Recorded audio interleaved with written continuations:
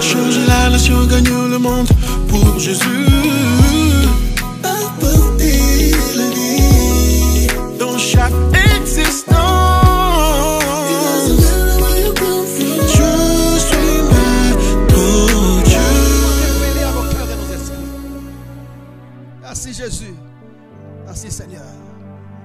Que quelqu'un nous aide à faire ces déclarations avant d'entrer dans la parole de Dieu ce matin.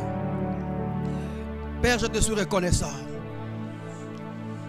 de ce que tu m'as jugé digne de me confier ta parole.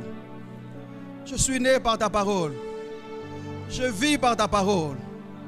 Au-dessus des circonstances et de toute autre situation.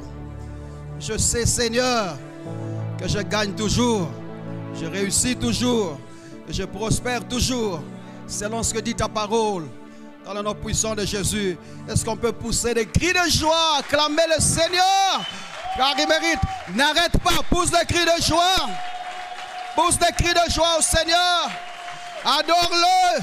Si tu sais qu'il est ton Dieu, acclame-le. S'il est ton papa, pousse des cris de joie. S'il est ton Seigneur, acclame-le. Dis-lui combien il est merveilleux. Nous t'exaltons, nous te bénissons, Seigneur. Merci Jésus.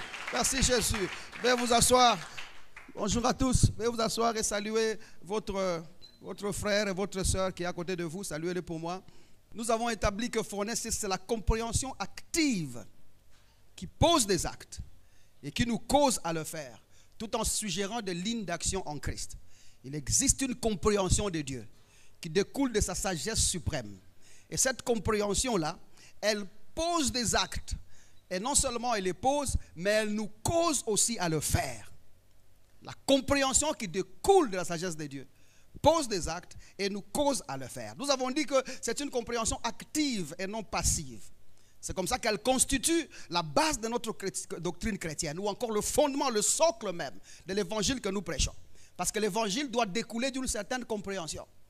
Vous ne prêchez pas des choses oisivement, nous ne disons pas des choses parvenues. Nous connaissons ce que nous disons parce que le fondement de nos dires provient de ce que Dieu a fait pour nous et ce que Dieu a accompli pour nous en Jésus-Christ. Ça forme donc la base de la sagesse de Dieu, ou Jésus-Christ lui-même qui est le message que nous prêchons. Cette compréhension par elle-même est ce que nous appelons la grâce de Dieu qui nous sauve, la grâce de Dieu qui nous a établis en Christ. C'est comme ça que nous avons dit que parce que cette compréhension-là dont nous parlons aussi affecte notre quotidien, du jour au jour, elle nous affecte.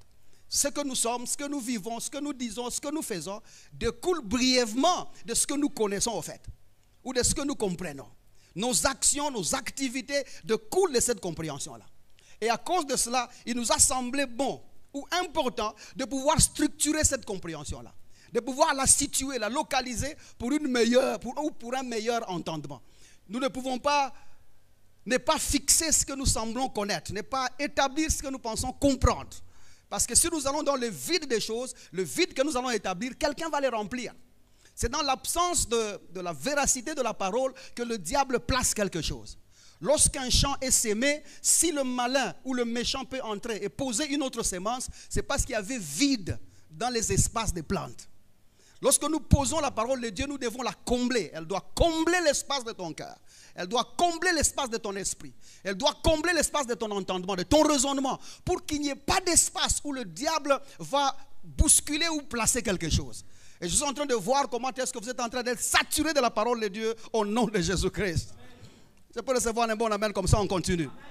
Alors, ce que nous sommes en train de dire, c'est la quête que nous allons introduire aujourd'hui, parce que nous sommes en train de vouloir établir un peu certaines choses. Dans cette quête-là, j'ai dit bien, c'est une quête. Ce sont des choses qui viendront du jour au jour, où nous établissons un point après un autre, selon que le Seigneur est en train de nous aider. Mais tout au long de ce que nous allons faire, nous éviterons des choses comme apporter nos propres opinions, parce que je suis quand même très conscient que les gens souffrent. Les gens ont des problèmes là dehors. Les gens ont des difficultés. Et si j'apporte mon opinion, je n'aiderai pas. Nos opinions humaines ne font que étouffer, ne font que créer de l'obstacle à la puissance de l'évangile de Dieu qui transforme. Parce que la parole de Dieu doit être en mesure de sauver. La parole de Dieu doit être en mesure de guérir les cœurs. Et la parole de Dieu doit être en mesure de transformer quelqu'un. C'est comme ça que si j'apporte mon opinion, je diluerai les ingrédients consistants que Dieu a placés dans sa propre parole. Dieu sait ce qu'il a placé dans l'homme et dans sa parole pour changer quelqu'un. Et aussi, il faut retenir que nos opinions sur un texte ne pourra jamais changer en vérité biblique. Mon opinion à moi ne changera pas en verset. Mon opinion à moi ne pourra affecter la parole de Dieu. Parce qu'en réalité, la vérité des Écritures, la vérité de la parole de Dieu, c'est Jésus-Christ lui-même ou sa personne. En Jean chapitre 14, verset 6, Jésus-Christ dit lui-même, je suis le chemin, la vérité et la vie. Il n'y a pas une autre vérité là dehors que Jésus-Christ lui-même. Aide-moi à dire, Jésus-Christ c'est ma vérité. La vérité, il est ta vérité. C'est la vérité qui libère. La vérité qui te rend libre. La vérité qui te positionne. La vérité qui t'établit. C'est Jésus-Christ lui-même. Alors mon opinion ne comptera pas. Et aussi, nous ne chercherons pas à innover l'évangile. Parce que la parole de Dieu ne peut pas être innovée. Ça ne sera pas pour nous un moment où nous allons chercher à apporter de nouvelles choses. Ce n'est pas ça mon but. La Bible ici, elle est comme ça. Elle a été écrite depuis longtemps. D'ailleurs, Hébreux chapitre 13, je crois le verset 8 dit Jésus-Christ qui est le message que nous prêchons est le même hier, aujourd'hui et éternellement. Il ne changera pas. La parole reste constante. Elle reste telle qu'elle a été depuis longtemps. C'est comme ça que ce que nous allons faire dans ces études que nous sommes en train de vouloir ouvrir aujourd'hui, que nous avons introduit, ça fait quand même un temps. Nous allons essayer d'analyser un peu plus profondément certains textes de la Bible, par l'aide du Saint-Esprit bien évidemment, et aussi chercher à escaver, à creuser les Écritures, par la grâce de Dieu. Et tout ça pourquoi? Afin de rencontrer l'intention primaire de l'auteur primaire des Écritures. Il serait important pour nous d'aller rencontrer les intentions primaires des auteurs des Écritures. Pourquoi? Parce que les Écritures ici ont été écrites à une certaine période donnée. Et ceux qui ont écrit pour un but précis. Et lorsqu'ils ont prêché, ils ont voulu véhiculer un message précis, un raisonnement précis et une compréhension précise. C'est comme ça que l'Église souffre aujourd'hui parce que ce que nous faisons, ce que nous sommes et ce que nous établissons et ce que nous prêchons dans l'Église, nous sommes allés d'interprétation à interprétation. C'est-à-dire de commentaire biblique en commentaire biblique. Et j'aimerais vous dire, vous qui m'écoutez aujourd'hui, ce n'est pas parce qu'un commentaire biblique est écrit au bas de la Bible ou dans tes notes de la Bible que c'est une vérité. Les théologiens, la majorité d'entre eux n'étaient pas chrétiens. Regarde un peu ton voisin, dis-lui. Il n'était pas chrétien. J'en connais plusieurs. Ils n'étaient pas chrétiens. C'était des scientifiques. C'est comme ça que nous avons besoin, lorsque nous prêchons la parole de Dieu, d'être centrés sur Jésus-Christ. Il n'y a pas de traducteur possible des Écritures que Jésus lui-même. L'évangile doit être prêché en Christ. Jésus-Christ est notre langue de l'évangile. Jésus-Christ c'est le sujet de l'évangile. Jésus-Christ c'est l'encre de l'évangile. Jésus-Christ c'est le sujet principal de l'évangile.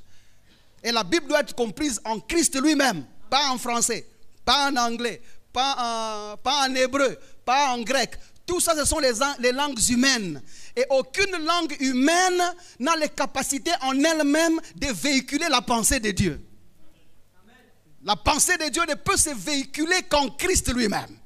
Parce que Jésus-Christ, c'est lui la raison de ce que nous sommes en train de dire. Si je parle bien dit d'un bon amen comme ça, on continue là.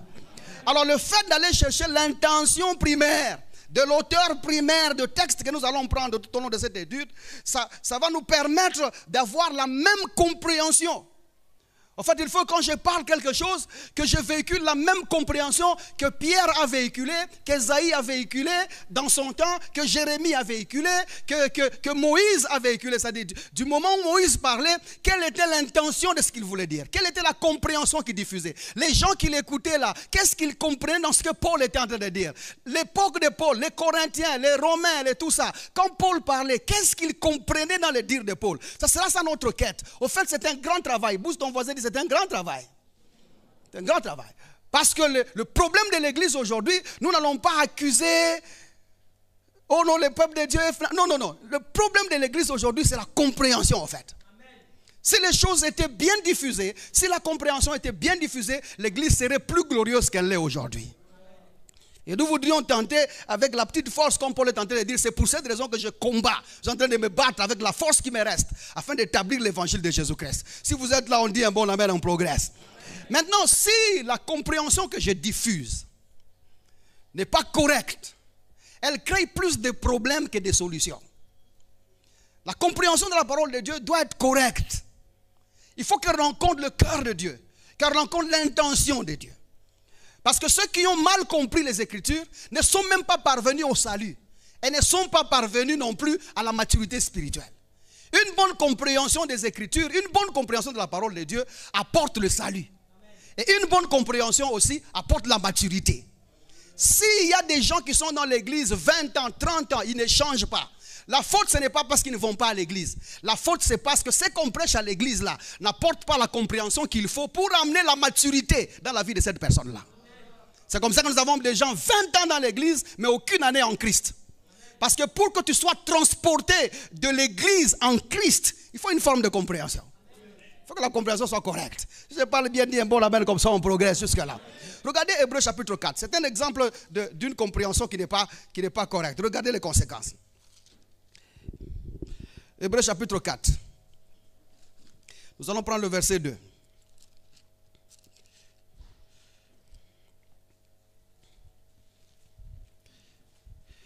Hébreux chapitre 4, verset 2. Écoutez bien ce qu'il dit. Il dit, car cette bonne nouvelle, l'auteur aux Hébreux s'adresse aux Hébreux. Il dit, cette bonne nouvelle nous a été annoncée, ainsi bien qu'à eux. Il parle des autres Hébreux, des autres Juifs qui ont vécu avant. Il dit, la bonne nouvelle qui nous est annoncée aujourd'hui, les a aussi été annoncée, aussi bien qu'à eux.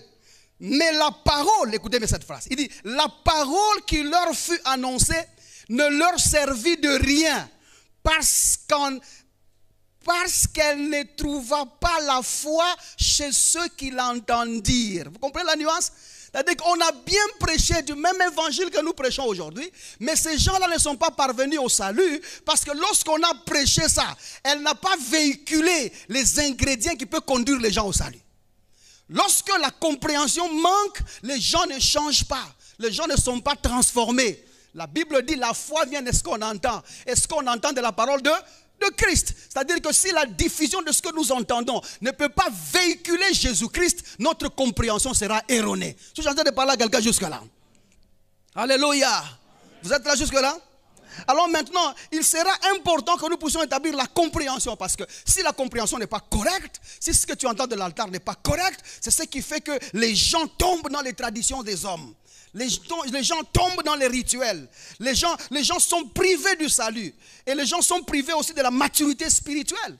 Hébreux chapitre 13, verset 9 dit clairement que le cœur ne peut être affermi que par la grâce de Dieu.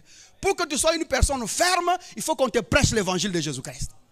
Si on ne te prêche pas l'évangile de Jésus-Christ, tu ne seras pas affermi.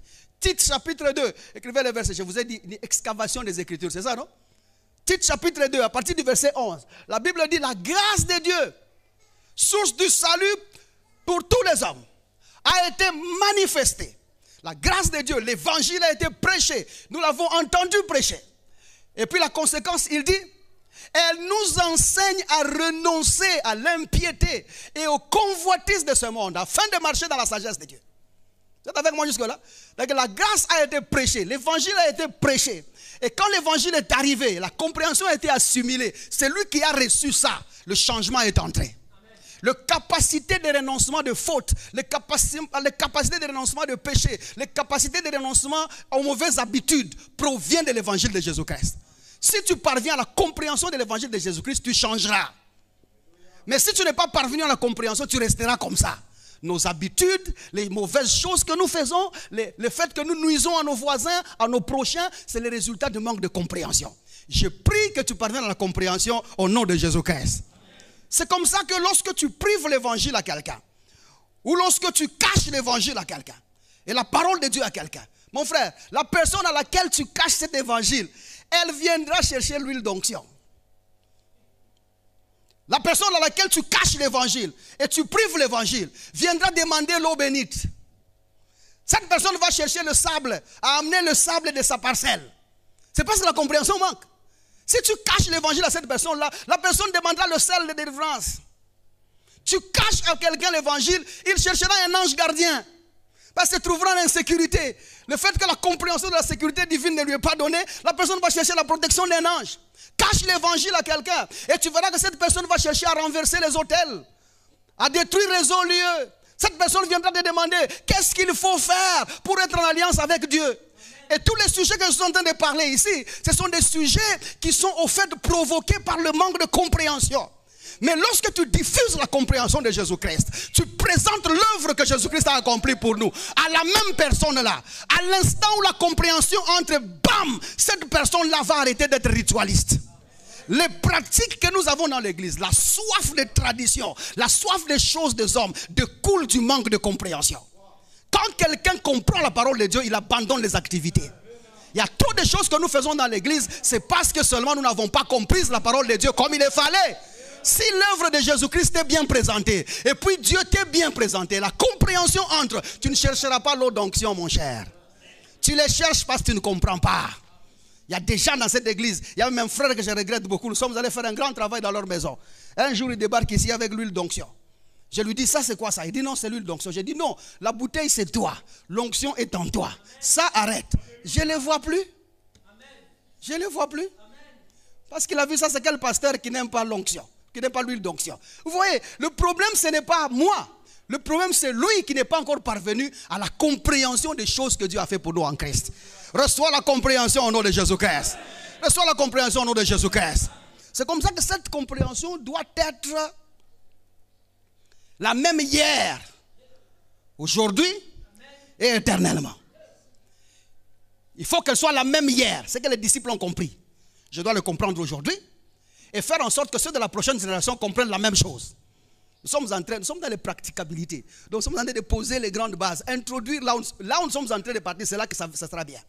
Maintenant, il faut que je prouve que ce que nous prêchons aujourd'hui, ceux de l'Ancien Testament le connaissaient aussi. Il faut que je prouve que ce que je dis aujourd'hui, c'est ce que les gens de l'ancien temps ont cru aussi. Pour des raisons de constance de l'évangile. Parce que si l'évangile n'est pas constant, ça ne peut pas produire une forme d'affermissement. Tu ne peux être ferme que si ce qu'on te dit est constant. Si ça change tout le temps, ça ne peut pas créer une forme de fermeté. Ça doit rester ferme. Vous êtes avec moi jusque-là? Voyons 1 Pierre chapitre 1er. Écoutez ce que Pierre est en train de dire. Je vais prendre Pierre, je vais prendre Paul, je vais prendre Jésus pour essayer d'établir un peu. 1 Pierre, regardez le chapitre 1er. Regardez le verset 10. Commence par là. Il dit, les prophètes qui ont prophétisé touchant la grâce. Les prophètes, on parle ici des prophètes de l'ancienne alliance. Ils disent, ils ont prophétisé touchant la grâce. Et cette grâce-là qui vous est réservée. La grâce qui nous a été réservée en Jésus-Christ a été prêchée par les prophètes de l'ancien temps. Vous êtes avec moi jusque-là? Il dit, ces prophètes-là, ils ont fait de ces saluts dans lesquels nous sommes aujourd'hui l'objet de leur recherche et de leur investigation. C'est-à-dire que les Zacharie, les Jérémie, les Esdras, qui encore? Et Moïse, parce que Moïse était un prophète. Les David, tous ces gens sont des prophètes. Ils ont fait des investigations. Pensant à la grâce qui nous est réservée et au salut. Ils ont fait de ça l'objet de leur recherche et d'investigation. Quand nous parlons investigation, ça veut dire recherche profonde. Il dit, voulant sonder l'époque et les circonstances. Au fait, ils ont commencé à chercher pour savoir le salut que Dieu nous offre ici. Ça viendra à quelle période? Quelles seraient les circonstances de ce salut ici? Les gens de l'ancien là, ils ont commencé déjà à chercher ça. Et puis il dit, cherchant les circonstances marquées par l'Esprit de Christ qui était en eux. Au fait, il faut que je souligne, le Saint-Esprit n'était pas en eux. Parce que le Saint-Esprit n'habite pas dans celui qui n'est pas né de nouveau. Et au cas où vous ne le savez pas, Moïse n'était pas né de nouveau. Jérémie n'était pas né de nouveau. Ésaïe n'était pas né de nouveau. Donc quand la Bible parle ici de l'Esprit qui était en eux, le mot Esprit de Christ dont on parle là-bas veut dire pensée de Christ. Le mot Esprit veut dire pensée de Christ. Vous êtes avec moi jusque-là? Ça veut dire quoi? Pensée de... C'est-à-dire que les investigations étaient parce qu'ils avaient la pensée de Christ. C'est la pensée qui était en eux. C'est comme ça qu'ils faisaient des investigations. Et puis il dit, et qui a testé d'avance? C'est-à-dire que la pensée de Christ qu'ils avaient là, la pensée du oint du Seigneur, la pensée de Christos, la pensée du Messie qui viendrait, qui était en eux, qui travaillait leur pensée, qui était l'objet de leur investigation, a testé déjà d'avance les souffrances de Christ et la gloire dont elles seraient suivies. C'est-à-dire que déjà à leur époque là, ils savaient que si le Messie doit venir, il doit être en mesure de mourir pour nous. Amen. Si c'est le Messie qui sauve, il doit monter à la croix. Si c'est le Messie qui sauve, il doit mourir 3 jours et 3 nuits et ressusciter des morts. Et après ça, le peuple de Dieu ira seulement de gloire en gloire. Donc ceux déjà de l'ancien temps connaissaient ce que nous prêchons aujourd'hui. Voyons un peu la suite. Il dit, il leur fut révélé que ce n'était pas eux-mêmes, ce n'était pas pour eux-mêmes que ce salut-là a été réservé. Même s'ils savaient, le salut là on disait non, ce n'était pas seulement pour vous. Ce que vous avez découvert ici, ce n'est pas seulement pour vous. Il dit mais pour vous, c'est-à-dire pour nous aussi d'aujourd'hui, parce que le monsieur écrit à nous. Il dit pour vous, pour nous aussi d'aujourd'hui, qu'ils étaient les dispensateurs de ces choses. En d'autres termes, on les a dit, vous communiquez seulement. Communiquez aussi pour ceux qui viennent là. Ce n'est pas seulement vous-même qui allez recevoir le salut. Le Messie ne venait pas seulement pour vous, mais il venait pour les autres aussi. Donc, dès les temps anciens, cette nouvelle était déjà parvenue. Vous êtes avec moi jusque-là? Il dit qu'ils étaient les dispensateurs de ces choses que vous ont annoncé maintenant. Écoutez bien. Ils étaient les dispensateurs de ces choses anciennes-là, qui nous ont été annoncées maintenant. Vous avez vu? Hier, c'était la même chose, mais maintenant, c'est la même chose. Il dit les dispensateurs qui vous ont été annoncés maintenant, ceux qui vous ont prêché l'évangile par le Saint-Esprit envoyé du ciel et dans lequel les anges désirent plonger le regard. La même parole qui a été prêchée hier, c'est celle qui est prêchée aujourd'hui. Elle sera prêchée demain. Et vous savez ce que l'auteur nous ajoute? Il dit tu ne peux pas recevoir la révélation d'un ange au sujet de l'évangile. Parce que même les anges désirent plonger leur regard dedans. En d'autres termes, les anges ne comprennent pas l'évangile. Donc si tu vas me dire aujourd'hui qu'un ange t'est apparu et il t'a enseigné la Bible, tu as rencontré un démon, chasse-le au nom de Jésus-Christ. Les anges ne connaissent pas l'évangile. Les anges ignorent l'évangile. La Bible dit, les autorités, les principautés et tout ça, nous les enseignons. Donc pendant que je parle ici, il doit y avoir... Non, ils ne peuvent pas venir ici parce que les anges n'ont pas ministère en Christ. Vous êtes avec moi jusque-là? Donc pendant que je parle ici, Michael, fais attention. Il ne peut pas entrer dans cette assemblée parce que ce type-là me connaît. Parce que je vais lui demander, Michael, tu viens faire quoi ici? Donc ils doivent être quelque part là dehors en train d'écrire. Parce que l'unique moment pour apprendre la parole de Dieu, c'est par moi. Si moi je ne parle pas, ils ne vont pas connaître. Voyez, cette parole qui a été prêchée hier est la même aujourd'hui et demain elle sera la même. Les anges même convoitent la tranquillité, la sérénité de cet évangile-là. Vous êtes avec moi jusque-là? C'est nous qui enseignons les anges aussi. Les anges n'ont pas ministère en Christ. Vous êtes avec moi jusque-là? Alors ce que nous voudrions dire ici, c'est que la parole de Dieu a été la même. C'est comme ça que si je la prêche aujourd'hui, je dois diffuser la même compréhension. Ceux de l'ancien temps savaient à l'époque que Jésus devrait mourir. Et aujourd'hui, j'enseigne que Jésus est mort pour nous. Ceux de l'ancien temps n'ignoraient pas à l'époque. Vous êtes avec moi jusqu'à là, suivez-moi, donnez-moi votre attention ici. Ceux de l'ancien temps n'ignoraient pas que Jésus aurait ressuscité et amènerait les gens à la gloire. Aujourd'hui, je dis aussi la même chose. Jésus est mort, il a été enseveli, il est ressuscité. Et après sa résurrection, nous sommes dans la gloire du Seigneur. C'est la même compréhension. Écoutez ce que l'auteur aux Hébreux est en train de dire. Hébreux chapitre 1er. Nous sommes en train d'escaver les Écritures. Aujourd'hui, si tu n'aimes pas la parole de Dieu, tu vas te fatiguer. Hébreux chapitre 1er. On peut prendre le verset 1er. Il dit, après avoir autrefois dans le passé, ça c'est la Bible qui certifie. Après avoir autrefois, et à plusieurs reprises, et de plusieurs manières, parlé à nos pères par les prophètes, Dieu, dans ces derniers temps, nous a parlé par le Fils qu'il a établi héritier de toutes choses, par lequel il a aussi créé le monde, et qui étant le reflet de sa gloire, l'empreinte de sa personne, et soutenant toutes choses par sa parole puissante. J'aimerais m'arrêter là. L'auteur est en train de dire seulement, Dieu a parlé dans le temps passé à nos pères, aux prophètes des temps anciens. Et la révélation était progressive. Quand on dit de plusieurs manières et à plusieurs reprises, ça veut dire la croissance de révélation. C'est-à-dire que la révélation que Moïse avait de Jésus-Christ était moindre que la révélation que Jérémie a eue. La révélation que Jérémie a eue était moindre que celle que Esaïe avait. Est-ce que nous comprenons? La révélation était progressive jusqu'à arriver au dernier prophète qui a dit, voici l'agneau de Dieu. Est-ce que nous comprenons? Les autres étaient, ainsi dit l'Éternel. L'Éternel m'a dit, l'Éternel a dit, ainsi dit l'Éternel. Mais le dernier des prophètes a dit, voici l'agneau de Dieu. La révélation était progressive jusqu'à parvenir à notre temps. Ça n'a pas commencé aujourd'hui. Jésus a été annoncé depuis le premier verset de la Bible. Il y a Jésus là-dedans. L'intention primaire de Dieu, c'est Jésus-Christ. Jésus-Christ est le processus de raisonnement de Dieu. La sagesse infaillible de Dieu, c'est Jésus-Christ lui-même. C'est comme ça que cette parole a été prêchée déjà depuis. Et la progression était en train d'avancer petit à petit, jusqu'à parvenir à nous.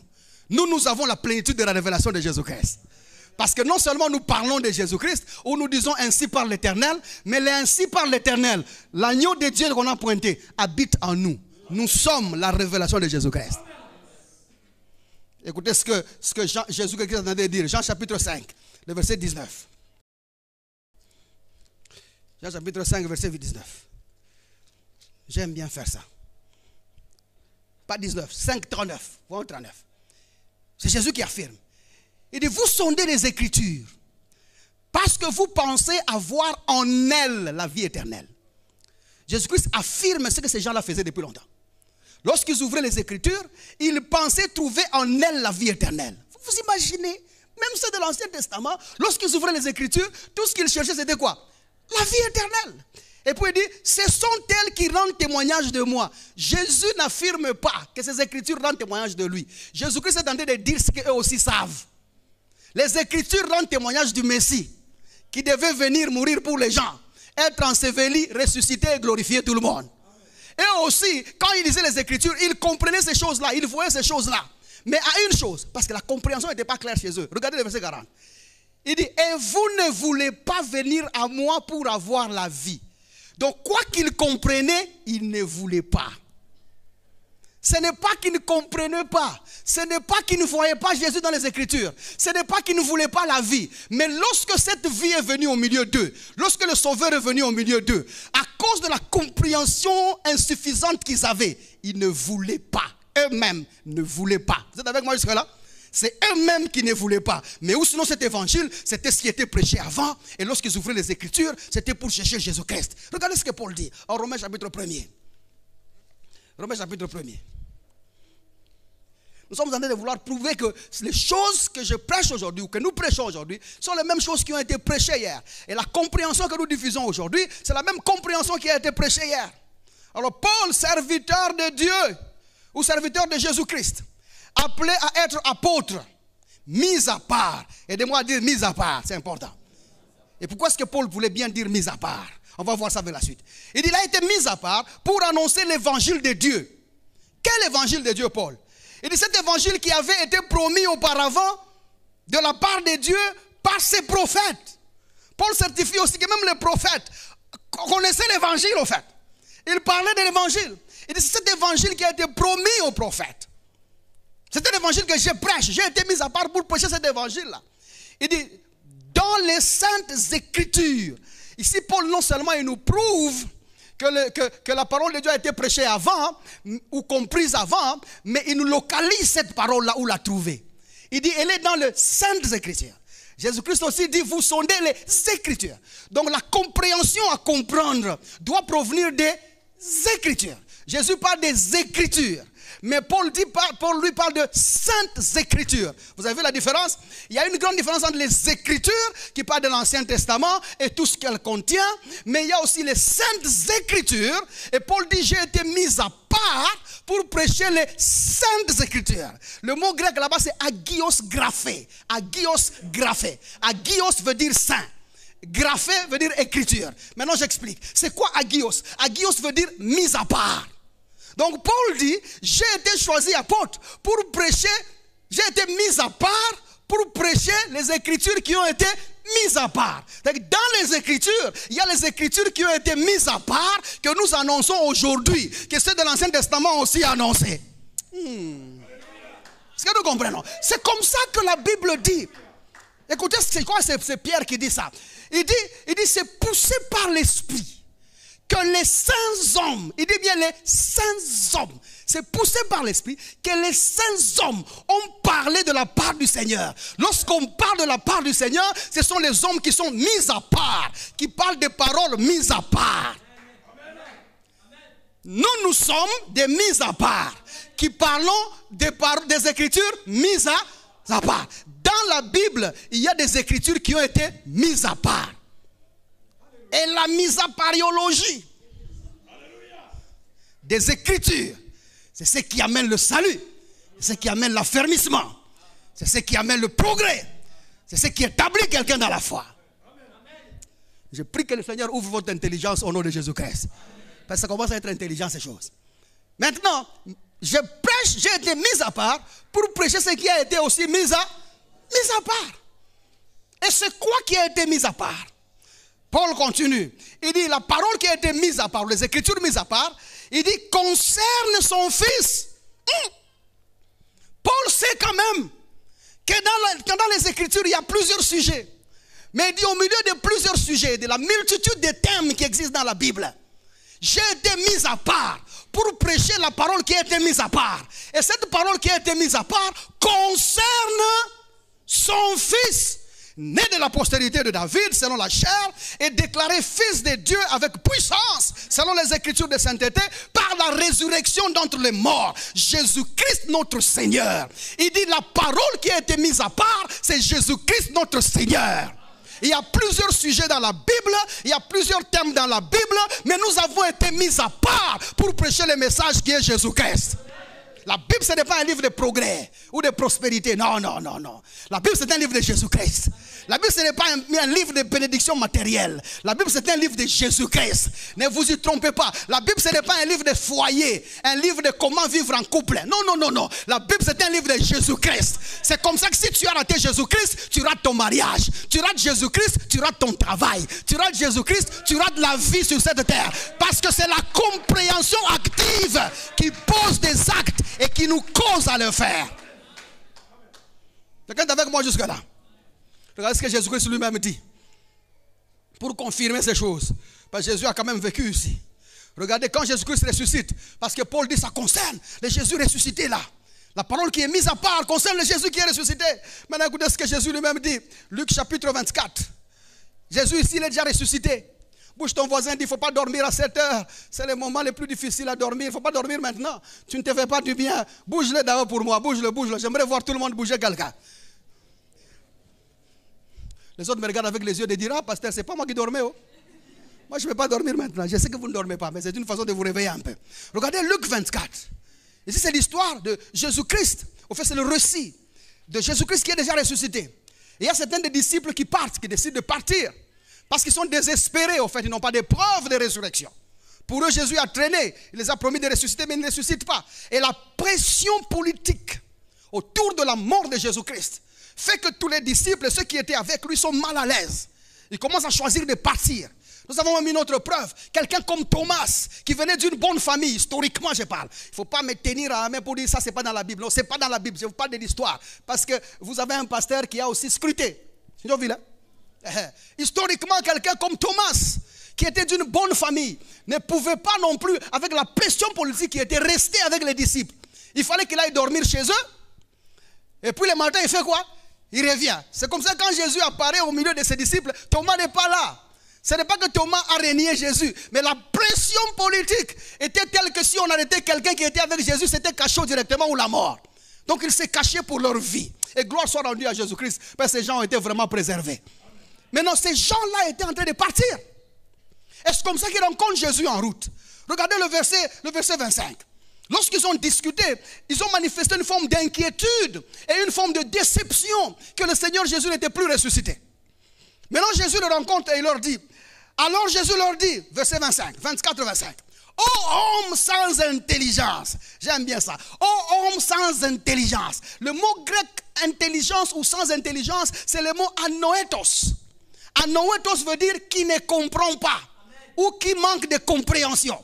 Amen. Alors, qui manque en fait le phronestis dont nous sommes en train de parler ici. Vous êtes avec moi jusque-là? C'est-à-dire que Jésus débarque et il leur dit, ô homme qui manquait la compréhension active, qui pose des actes et qui cause à le faire. Amen. Et dont le cœur est lent à croire à tout ce qu'ont dit les prophètes. Jésus confirme que les prophètes ont dit des choses. Et il le rappelle, ne fallait-il pas, il faut que Jésus confirme ce que les prophètes ont dit.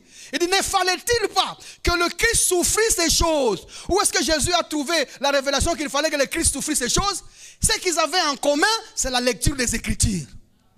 Il était donc écrit dans les Écritures qu'il fallait que le Christ souffre la manière dont Jésus a souffert et qu'il entra dans sa gloire. Après la souffrance de Jésus, c'est la gloire. Bien aimé, au cas où tu ne savais pas, si tu as cru au Seigneur Jésus-Christ, ta vie doit être glorieuse. Parce que de toutes les façons, la Bible dit aussi, Dieu nous a prédestinés à être semblables à l'image de son Fils. Et il ajoute le verset 30. Ceux qu'il a connus d'avance, il les a aussi appelés. Appeler veut dire sanctifier. Après les avoir sanctifiés, la Bible dit, il les a justifiés. La justification, c'est l'acte par lequel Dieu déclare le pécheur non coupable. Ce qui veut dire que si la justification, c'est la deuxième étape après l'appel, la sanctification, donc tous les saints sont des pécheurs.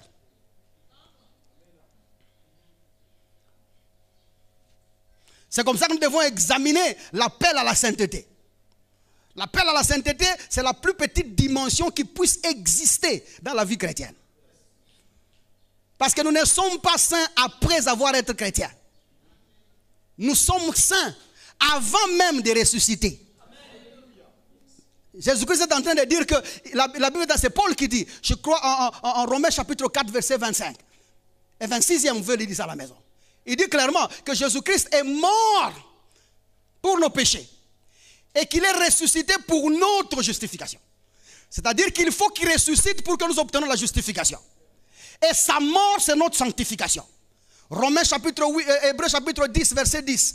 Et dit, c'est par cette volonté et par l'offrande de son corps, une fois pour toutes, qui nous a sanctifiés une fois pour toutes. C'est-à-dire que ta sanctification est le produit de la mort de Jésus-Christ. C'est quoi la sanctification? C'est comme ça que je répète, les saints sont les pécheurs. Il ne faut pas commencer à poursuivre, non, je veux marcher une vie de sainteté, je veux marcher une vie de sanctification. Tu as un très bas niveau. Dis à ton frère, tu as un très bas niveau. Maintenant tu marches, comment est-ce que tu marches la vie de sainteté? Non, j'ai arrêté de boire la bière. Qui t'a dit que ceux qui ont arrêté de... Qui t'a dit, la cata, tu as encore un réveil toi. La sanctification, c'est l'acte par lequel Dieu exempte de la sentence suprême tout celui qui croit en Jésus-Christ. Exempte, distincte. La sentence suprême, c'est quoi sur l'homme? L'âme qui pêche, c'est l'âme qui mourra. Le salaire du péché, c'est la mort. Donc toute personne qui est née d'une femme est condamnée à mort. Tu es avec moi jusque-là? Parce que du moment que tu nais, tu te retrouveras automatiquement dans le lien du péché. Tu n'éviteras pas ça. Pour que tu sois libre du péché, il faut que tu meurs en Jésus-Christ. Tu es avec moi jusque-là? C'est comme ça que maintenant, par la mort de Jésus-Christ, par l'offrande de son corps, nous avons été mis à part, sanctifiés. C'est sa mort qui nous sanctifie. Vous êtes avec moi jusque-là? Et c'est sa résurrection qui nous obtient la justification. Et jusque-là, Dieu t'accepte dans la résurrection de Jésus-Christ, parce que c'est là qu'il t'appelle son fils. Mais Dieu vit avec toi dans la gloire. C'est comme ça qu'il dit, ce qu'il a connu d'avance, il les a appelés, il les a justifiés, et puis il les a glorifiés. Dieu ne deal pas avec les gens en dessous de la gloire. Dieu deal avec ses enfants dans la gloire. Parce que nous partageons la même gloire avec lui, c'est comme ça qu'il est Père. En dessous de la gloire, Dieu ne deal avec personne. Donc si tu n'es pas glorifié, tu es là où tu te trouves. Je ne vais pas t'enfoncer davantage. Rentrons un peu ça. Il dit, ne fallait-il pas que le Christ souffrisse ces choses et qu'il entra dans sa gloire? Nous sommes dans la gloire de Dieu. Aide-moi à dire, je suis glorifié dans le Seigneur. Et puis il ajoute, et commençant, parce que nous parlons ici des Saintes Écritures. Et Jésus-Christ veut nous prouver les Saintes Écritures. Il nous a déjà dit ce qui contient les Saintes Écritures. Les Saintes Écritures, les paroles qui sont mises à part, doivent contenir sa mort, sa souffrance et sa résurrection. Vous êtes avec moi jusque-là? Et sa glorification. Et puis il ajoute et dit, et commençant par Moïse, parce qu'il ne comprenait pas ces gens. Il a commencé par Moïse, c'est-à-dire que Genèse, Exode, Lévitique, Nombre, Deutéronome, les 5 livres là. Et puis il ajoute, et par tous les prophètes, par tous les prophètes. Et après ça, tous ceux qui restent dans la Bible sont des prophètes, tous sont des prophètes. Il dit, par tous les prophètes, regardez ce que Jésus dit, il leur expliqua dans toutes les Écritures ce qui les concernait. Donc dans les Écritures, il y a une écriture mise à part. Ce sont les choses qui concernent Jésus-Christ. Seules les choses qui concernent Jésus-Christ diffusent la compréhension qui te sauve et diffusent la compréhension de ta maturité. Si on prêche autre chose que les choses qui concernent Jésus-Christ, tu ne grandiras pas. Regardez le verset 45 pour finir. Alors il ouvrit leur esprit, il ouvrit leur entendement, afin qu'ils comprissent les Écritures. Et il leur dit, ainsi il est écrit que Christ souffrirait dans les Écritures. Ça c'est le verset 46. Et qu'il ressusciterait des morts le 3e jour. Et que la repentance et le pardon des péchés seraient prêchés en son nom. Pas demandés en son nom. Prêchés en son nom. Il y a une différence. On ne dit pas il faut demander pardon au nom de Jésus. On prêche le pardon au nom de Jésus-Christ. Ça voudrait dire quoi? Maintenant qu'il était mort, il est ressuscité pour vous, Dieu vous a pardonné. Et les gens disent Amen. Pas les gens disent pardonne-nous Seigneur. Les gens disent Amen. Quand tu crois dans ce que Dieu a fait pour toi, tu es pardonné une fois pour toutes. Arrête de faire ce que tu fais là. Verset 44. Puis il leur dit, c'est là ce que je vous disais lorsque j'étais encore avec vous, qu'il fallait que s'accomplisse tout ce qui est écrit de moi dans la loi de Moïse, dans les prophètes et dans les psaumes. Ce qui est écrit de lui, c'est ça les saintes écritures. Que les saints hommes prêchent, qui concerne sa venue en chair, sa mort à la croix, son ensevelissement, 3 jours et 3 nuits, sa résurrection, sa glorification et le fait qu'il est assis en toi. C'est ce qu'on appelle les saintes écritures. Si tu n'as pas entendu ça, ta compréhension ne pourra pas être stable. Je vais vous donner juste un exemple. Tu sais que si tu ne sais pas que Jésus-Christ est mort pour toi, tu auras des difficultés avec la sanctification. Parce que c'est dans sa mort qu'il te sanctifie. Tu auras des difficultés avec la loi de Moïse. Parce que tu ne sauras pas qu'il a effacé à la croix l'acte dont les ordonnances nous condamnaient et qui subsistait contre nous. Est-ce comme ça que tu seras quelqu'un de arrête ça, ne fais pas ça, ne fais pas ça, ne touche pas ça. Tu vivras comme ça, avec la crainte. Non, nous marchons dans la sanctification. Ça, ce genre de business là, je ne fais pas. Nous sommes des enfants de Dieu. Non, y a-t-il des business sur terre qui des enfants de Dieu et des enfants du diable? Quand tu es sur terre ici, c'est les bénéfices qui comptent. Au cas où vous ne me comprenez pas. Quand tu es sur terre, c'est quoi? Mais quand tu es dans les choses de Dieu, ça c'est autre chose. C'est la gloire de Dieu qui compte. Gagne ta vie au nom de Jésus-Christ. Réussis dans ce que tu fais au nom de Jésus-Christ. Les saintes écritures sont des choses qui parlent de ce que Dieu a fait pour nous en Christ. Est-ce comme ça qu'Éphésiens chapitre 2, on va finir avec ça. Éphésiens chapitre 2, le verset 20. Écoutez bien ça. Je suis très fier que nous sommes parvenus jusqu'ici. J'avais peur en venant qu'on ne va même pas arriver ici. Éphésiens chapitre 2, verset 20. Il dit, vous avez été édifiés sur les fondements des apôtres. Nous avons été édifiés sur les fondements des apôtres. Et il ajoute, et des prophètes. Jésus-Christ lui-même étant la pierre angulaire.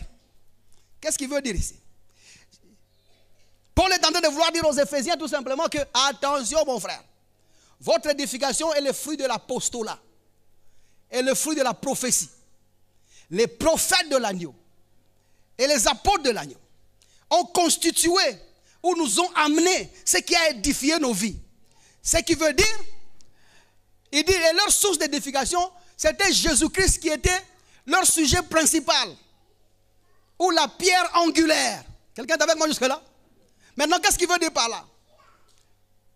C'est-à-dire que le message de l'apôtre, c'est Jésus-Christ. Je répète, le message de l'apôtre, c'est... Le message du prophète, c'est aussi Jésus-Christ. Le message du prophète, ce n'est pas ton adresse. Le message du prophète, ce n'est pas la couleur de tes habits. Le message du prophète, ce n'est pas les choses qui se passent dans ta famille. Le message du prophète, c'est Jésus-Christ. La Bible confirme que l'esprit de la prophétie, c'est le témoignage de Jésus-Christ. Et d'ailleurs, Jésus-Christ dit, parlant de la localisation, parce que Jésus c'est le premier localisateur. Il entre comme ça dans son ministère. Je crois que c'est Jean chapitre 1er. Allez vers le verset 40 quelque chose. Vous allez lire à la maison là-bas. Lorsque Nathanaël, et l'histoire de Nathanaël et l'autre là, ils vont présenter, il dit non, écoute, nous avons trouvé Jésus. Lorsque monsieur va trouver Jésus, Jésus lui dit, mon cher, tu as cru parce que je t'ai dit qu'avant que tu viennes ici, je t'ai vu sous l'arbre. Quelle fois? Jésus lui dit, ce ne sont pas ces choses-là dans lesquelles il faut croire. Et il ajoute, d'ici là, vous verrez le Fils de Dieu dans sa gloire et les anges monter et descendre. Ça voudrait dire quoi? La foi en Jésus-Christ ne peut lui être attribuée que s'il ressuscite des morts et il est glorifié. Le Jésus qui ne parvient pas à la gloire ne peut pas sauver. C'est comme ça, si Jésus n'était pas ressuscité, il ne sauverait personne. Même s'il aurait déclaré au-dessus de la croix, je meurs pour vous.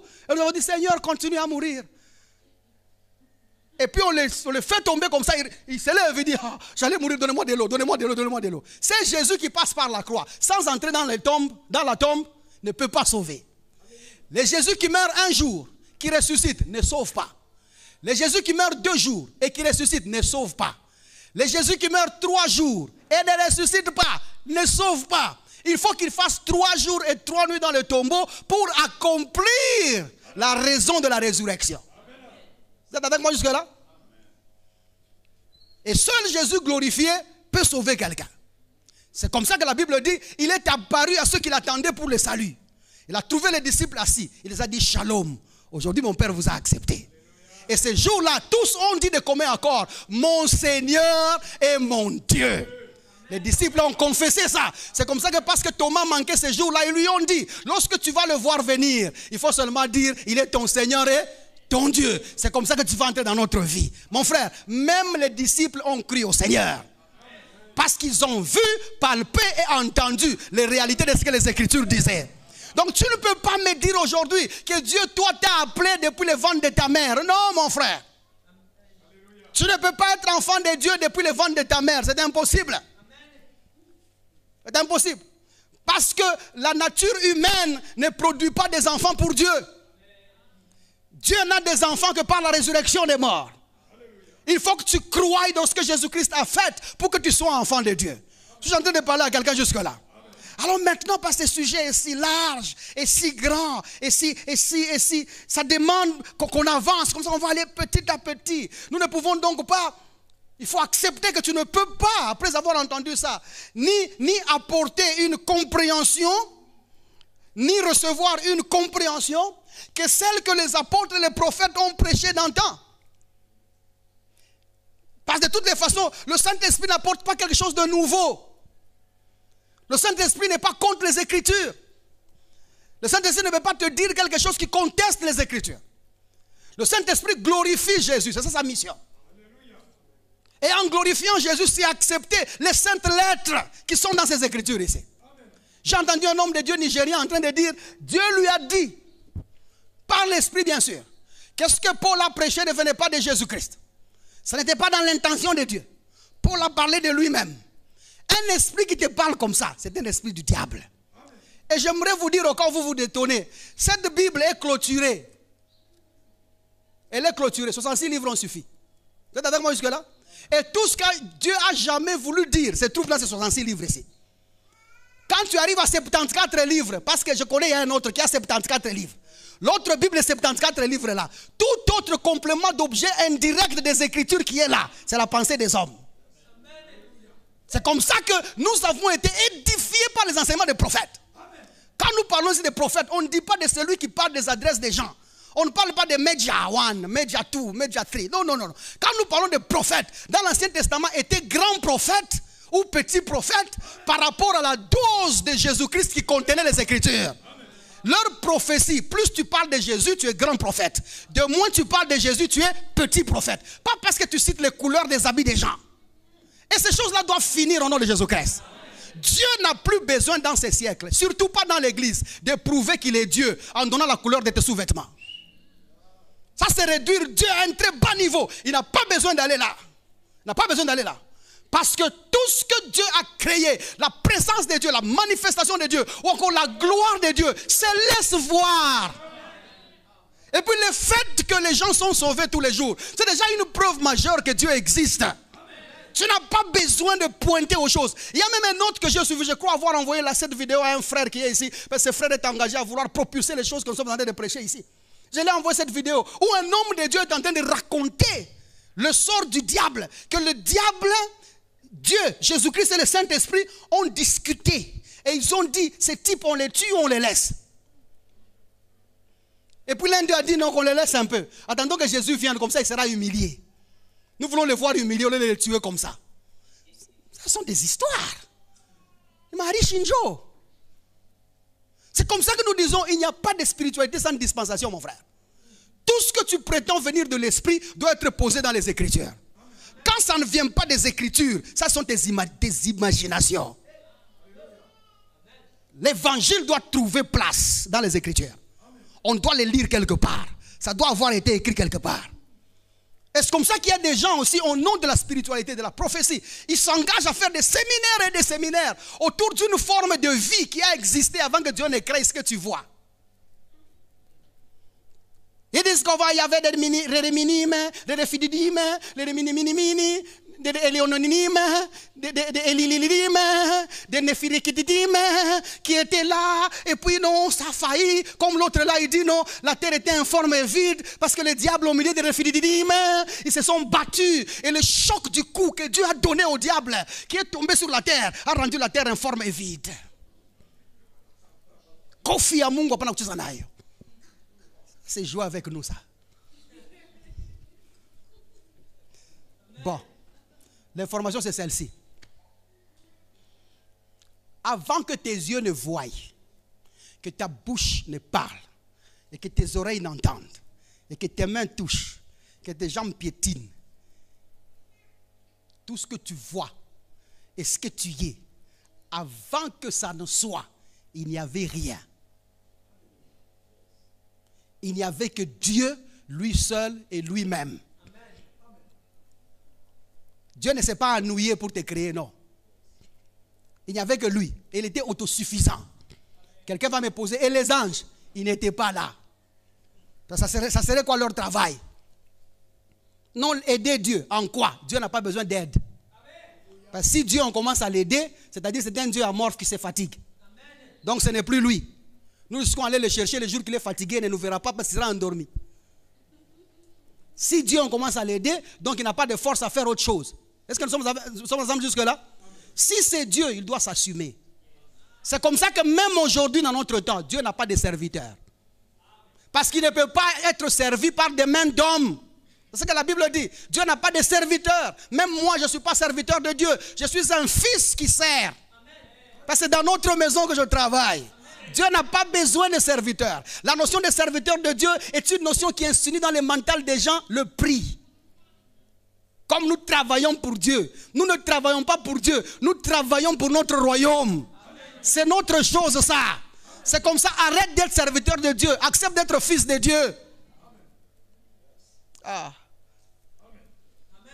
Oh non, là-bas, quand ça a commencé, Dieu était sur le trône, les anges chantaient, le diable s'est levé, il a dit pourquoi on chante pour lui, je vais le faire coup d'état. Tu vois dans ta tête, les choses ne sont pas bien. Tu vois quand tu fumes, il faut réserver un peu. Dieu, coup d'état, vous mesurez? Vous le confondez ou quoi? Dieu, coup d'état, c'est normal? Et arrêtez de mettre dans votre tête que le diable c'est la force négative de Dieu. Non. Le diable ce n'est pas le contraire de Dieu. Le diable c'est un ange créé par Dieu. Et non pas. Et le diable dans toute sa gloire, tout ce qu'il a été créé pour servir l'homme. Le diable, première mission, sécurité de l'homme. Et le diable n'a pas dépassé cette gloire-là. Jamais il n'a dépassé cette gloire-là. C'est comme ça que quand vous vivez aujourd'hui, vous avez l'impression que le diable vous poursuit. Ce n'est pas un cas Jacques de Bunjamou. Il doit être là où vous êtes. Il doit être là où vous êtes. Toute sa gloire là, il a fini dans sécurité. Là, il n'a jamais eu un autre poste plus élevé que ça. Oh non, il était conducteur de la chorale de Dieu. De quelle chanson? De quelle musique? Dieu ne mange pas l'adoration. Nous adorons Dieu, pas pour lui, mais pour nous. Savoir qu'il est là, qu'il existe, qu'il est grand, qu'il est puissant, ça nous fait du bien. Et ça nous rassure dans ce que nous avons cru. Ce n'est pas pour lui. Je vous déçois, mais il ne trouve pas profit dans l'adoration. Adoration est abilé inaye alia kayangoti. Dieu n'a pas besoin d'être adoré. S'il commence à avoir besoin d'être adoré, donc il a besoin. Si Dieu manifeste un besoin, c'est contre sa nature. Dieu ne doit pas avoir besoin de quelque chose. Il doit être autosuffisant. Si c'est Dieu, il doit être autosuffisant. Il doit se satisfaire par lui-même. C'est comme ça que lorsqu'il voulait t'avoir avec lui, il ne t'a pas demandé toi quelque chose. Il a trouvé en lui-même le prix qui satisfait sa personne pour t'amener lui devant lui. Parce que plus nous amenons la compréhension de Dieu, ça va dissiper certaines compréhensions sur le caractère et la nature de Dieu. Que nous avons violé ici. Les gens ont violé la nature de Dieu. Ils ont violé le caractère de Dieu. Ces gens-là méritent la prison. Parce que vous savez, à un certain moment, quelqu'un même a dit que le diable, c'est le chien berger allemand de Dieu. Dieu l'envoie dans ta vie, soit pour te sécuriser ou pour te mordre. Et les gens se sont retrouvés comme ça, avec le diable en recréation. Parce qu'on les a diffusé une compréhension d'un Dieu qui a envoyé un chien berger allemand au nom de Lucifer ou le diable, qui les mord quand ils commettent un péché et qui les garde quand ils vivent bien. Avec tout ce que Dieu a accompli pour toi en Christ, tu as besoin d'un chien?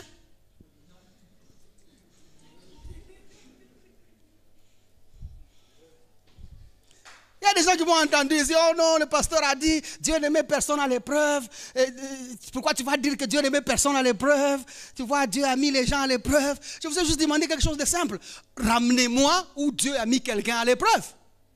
C'est juste ça. Moi, je veux bien qu'on ait des débats doctrinaux, parce que nous grandissons tous les jours. Peut-être que je me suis trompé.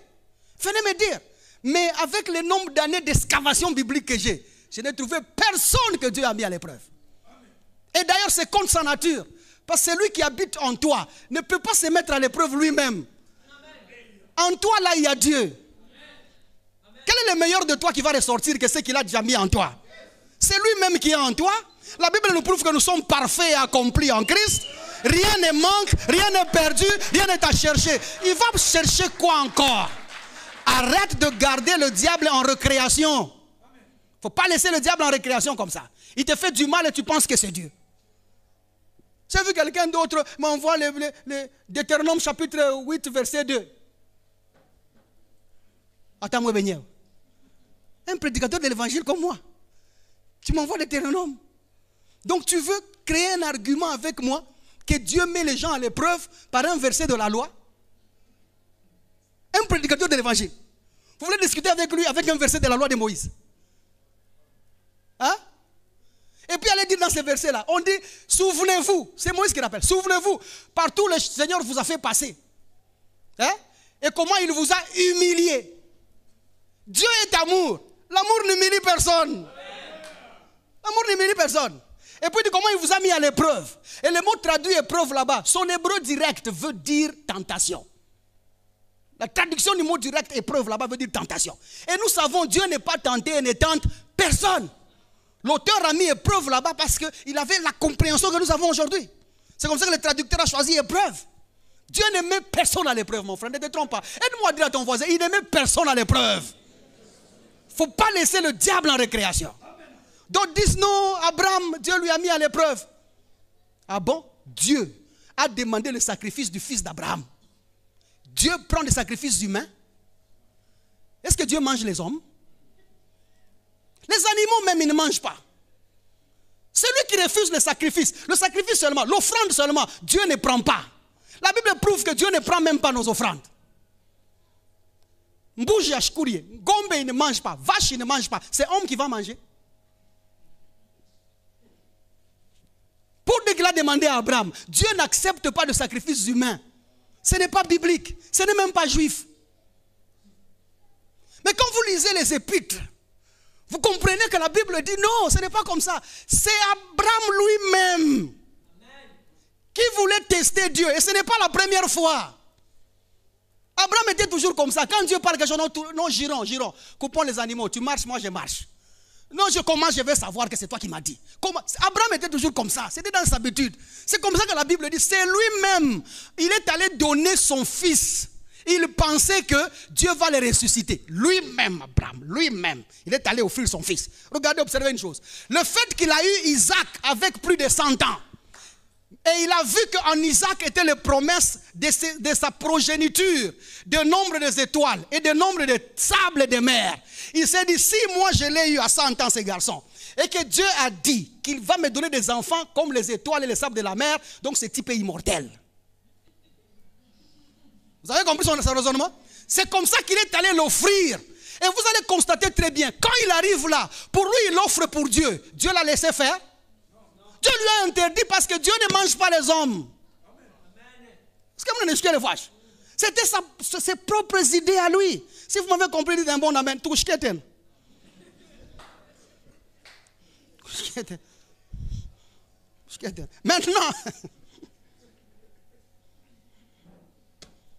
Maintenant, je termine avec ça. Parce que lorsque vous lisez la Bible, notre compréhension doit être unique. Elle doit être la même hier, aujourd'hui et éternellement. Il y a des choses que nous devons retenir avant de finir aujourd'hui. La première des choses, parce que notre compréhension est unique, vous allez retenir que nous ne pouvons ni apporter, ni recevoir autre révélation ou autre compréhension des Écritures que Jésus-Christ lui-même. Et même si c'est poussé par le Saint-Esprit. Le Saint-Esprit ne te parlera pas d'autre chose que les choses qui pointent à Jésus-Christ. Si c'est l'Esprit qui te parle et te conduit, il glorifiera Jésus. C'est comme ça que nous connaissons qu'un ministère rend gloire à Dieu. C'est parce que Jésus est au centre de ça. Et la Bible dit, voilà comment nous connaîtrons un esprit qui vient de Dieu. Il dit, tout esprit qui confesse Jésus venu en chair est de Dieu. Si moi je me tiens à l'altar et je parle par l'esprit, je dois confesser Jésus qui est venu en chair. Le message du Saint-Esprit, c'est Jésus-Christ. Et non autre chose. Aide-moi à dire non autre chose. La deuxième des choses à retenir, parce que le message est unique, c'est que la Bible ne transporte qu'un seul testament. Je sais que dans votre Bible, là-bas, il y a un nouveau et un ancien testament. Mais je suis venu vous dire que la Bible n'a qu'un seul testament. Parce que s'il commence à y avoir deux testaments, ça veut dire que Dieu a changé d'avis. C'est comme ça que d'autres personnes pensent que le Dieu de l'Ancien Testament était plus mauvais. Il tapait les gens, mais le Dieu du Nouveau Testament, il est doux. Ça fait que Dieu commence à avoir deux formes de nature. Vous êtes avec moi jusque-là? Papa, aide-moi à dire à ton voisin, monte. Alors la division de l'Ancien et du Nouveau Testament, ce sont les divisions de ceux qui ont mis la Bible ensemble. Leur intention, ce n'était pas de diviser l'Ancien et le Nouveau Testament, mais c'était plutôt de nous trouver un temps d'avant et d'après Jésus-Christ. C'était ça leur intention. Ils ne voulaient pas diviser les testaments. Parce qu'un testament reste par définition, en fait, Nouveau ou Ancien Testament, ça reste même la lettre qui parle de mon héritage en Dieu par la mort d'un père qui meurt par le Fils. Que ce soit l'Ancien Testament ou le Nouveau Testament, je crois que les serviteurs ont tiqué, j'étais avec eux dans des discussions comme ça, mais je crois que je leur ai donné la réponse à leur TP. Non, mais je saute. Continuons avec les autres choses. Maintenant, que ce soit l'Ancien ou le Nouveau Testament, un testament ne peut produire une forme d'héritage que si les testateurs meurent. C'est ça, non? C'est comme ça que ce soit l'Ancien Testament ou le Nouveau Testament, ce testament-là doit être en mesure de m'offrir un héritage par la mort d'un père qui meurt par le Fils. Est-ce que nous comprenons? La mort de Jésus-Christ, c'était la mort de Dieu. Et nous pouvons le prouver. Maintenant, la deuxième des choses, quand vous êtes là, parce que ça ne peut pas transporter, ça ne peut transporter qu'un seul testament, la Bible transporte aussi qu'une seule alliance. Il y a plusieurs alliances dans la Bible. L'alliance avec Moïse, l'alliance avec Noé, l'alliance avec Abraham, l'alliance. Toutes ces alliances-là ne sont qu'une seule alliance. La Bible n'a qu'une seule alliance, et l'alliance c'est Jésus-Christ. Vous êtes avec moi jusque-là? Pas deux alliances, pas trois alliances. Parce qu'il commence à y avoir plusieurs alliances, donc Dieu change d'avis tout le temps. Ça sera donc, Dieu va voir les Songé, il fait l'alliance avec les Songé. Dieu va voir les Tétéla, il fait l'alliance avec les Tétéla. Dieu va voir les Round, il fait l'alliance avec les Round. Dieu va voir les Bateke, il fait l'alliance avec les Bateke. Dieu va voir les Kindundundu. Les tribus du Congo sont nombreux. Chaque fois qu'il verra un groupe, il fera une alliance avec eux. Ça donne un Dieu qui n'est pas stable. Si c'est lui, il doit converger tout le monde dans sa pensée. Et sa pensée, c'est Jésus-Christ. Son alliance, c'est Jésus-Christ. Son testament, c'est Jésus-Christ. Sa dispensation, c'est Jésus-Christ. Vous êtes avec moi jusque-là? Une seule alliance. C'est comme ça qu'il n'y a pas l'ancienne alliance et la nouvelle alliance. Dieu n'a qu'une seule alliance. Ce que vous appelez ancienne alliance ou la loi de Moïse, c'est une interruption. Ce sont les hommes qui ont créé ça. C'est comme ça que l'ancienne alliance, ce n'est pas Dieu qui l'a donnée. Ce n'est pas Dieu qui a donné à Moïse la loi. Moïse s'est créé une constitution pour diriger un peuple. La Bible est claire que la loi de Moïse a été promulguée par les anges. Vous savez comment parler? Par les anges, pas Dieu. Dieu lui a donné un commandement. Et ce commandement, c'est Jésus-Christ lui-même. Parce que Jean est en train de dire, ce qui est vrai dans le commandement est en vous. Ce qui est en vous, c'est quoi? Jésus-Christ. Ce qui est vrai dans le commandement, c'est quoi? Jésus-Christ. Dieu a donné 10 commandements à Moïse, il ne lui a pas donné la loi. C'est très différent. Et nous allons voir ça au fur et à mesure que nous avançons là. Donc il y a un seul testament, une seule alliance, une seule dispensation, un seul commandement que Dieu a donné à Moïse. Et qui est Jésus-Christ. Maintenant, la troisième chose pour finir, c'est que vous devez retenir, parce que l'évangile doit être constant, c'est que cette Bible, écoutez-moi très bien, qui a été écrite dans une période de 1600 ans. On a construit les textes dans une période de 1600 ans d'écriture. Qui a été écrite à travers 3 continents, par plus ou moins 40 auteurs, dans 3 langues, à plusieurs sujets, mais un seul message qui est Jésus-Christ. Quel que soit le temps qui est passé, ceux qui ont parlé il y a plus de 1000 ans, et ceux qui parlent aujourd'hui, et ceux qui parleront demain, ne parleront que de Jésus-Christ, parce que Jésus-Christ, c'est le processus de raisonnement de Dieu. C'est la pensée ultime de Dieu. C'est la compréhension active qui pose des actes de Dieu. Jésus-Christ. La Bible ne transporte que Jésus-Christ. Si nous voulons établir une compréhension qui pose des actes et qui nous cause à le faire, Jésus-Christ doit être la pierre angulaire. Ne comprends pas Dieu en dehors de Jésus-Christ. Ne comprends pas la vie en dehors de Jésus-Christ. Ne comprends pas ton commerce en dehors de Jésus-Christ. Essaie de ramener Jésus-Christ au centre de ta compréhension et tu verras que le succès sera à toi au nom de Jésus. L'avancée sera à toi au nom de Jésus. La prospérité sera à toi au nom de Jésus-Christ. L'avancement sera à toi parce qu'au centre de tout, c'est Jésus-Christ. Laisse qu'il voie avec tes yeux, qu'il parle avec ta bouche, qu'il marche sur tes pieds, qu'il touche avec tes mains. Laisse que ton visage soit son visage. Et si tu acceptes ça, ta vie est glorieuse au nom de Jésus-Christ. Et ta vie avance au nom de Jésus-Christ. Acclame le Seigneur si tu m'as compris et que Dieu vous bénisse.